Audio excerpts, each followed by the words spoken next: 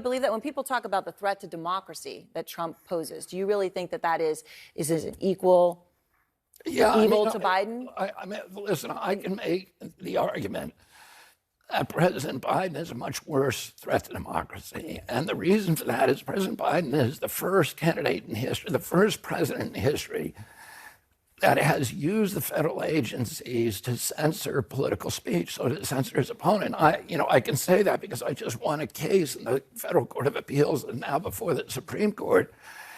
It shows that he started censoring not just me. 37 hours after he took the oath of office, he was censoring me. No president in the country has ever done that. The greatest threat to democracy is not somebody who questions election returns, but a president of the United States who used the power of his office to force the social media companies, Facebook, Instagram, Twitter, to open a portal and give access to that portal to the FBI, to the CIA, to the IRS, to CISA, to NIH, to censor his political critics. President Biden, for the first president in history, to use his power over the Secret Service to deny Secret Service protection to one of his political opponents for political reasons. He's weaponizing the federal agencies. Those are really critical threats to democracy. Donald Trump, of course, tried to overturn a free and fair election.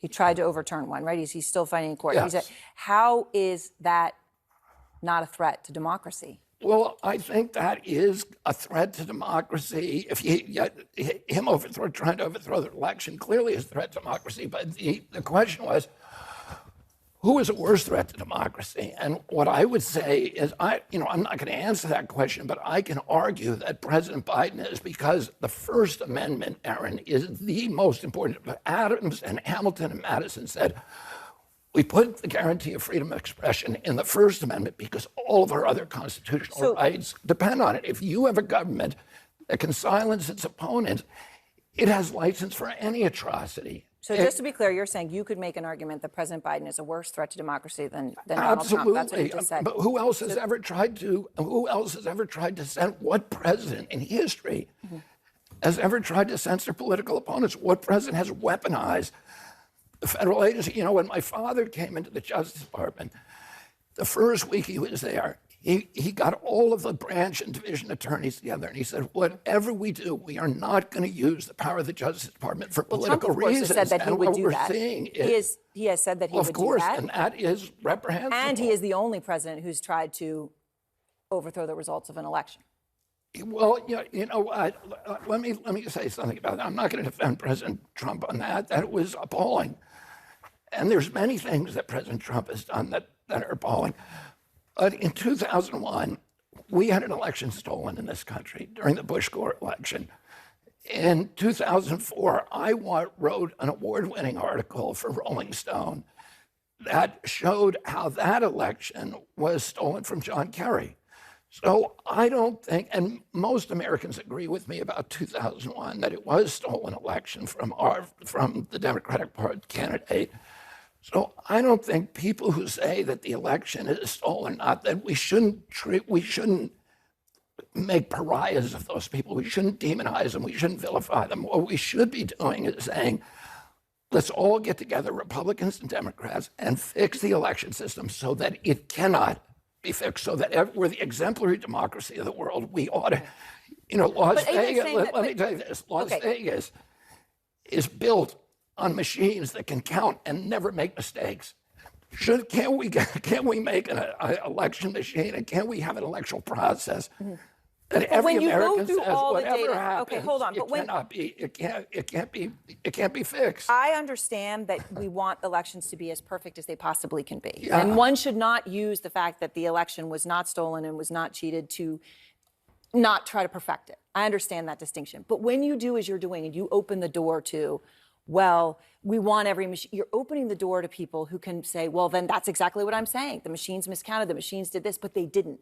Every single analysis has shown that that did not happen, right? As you know.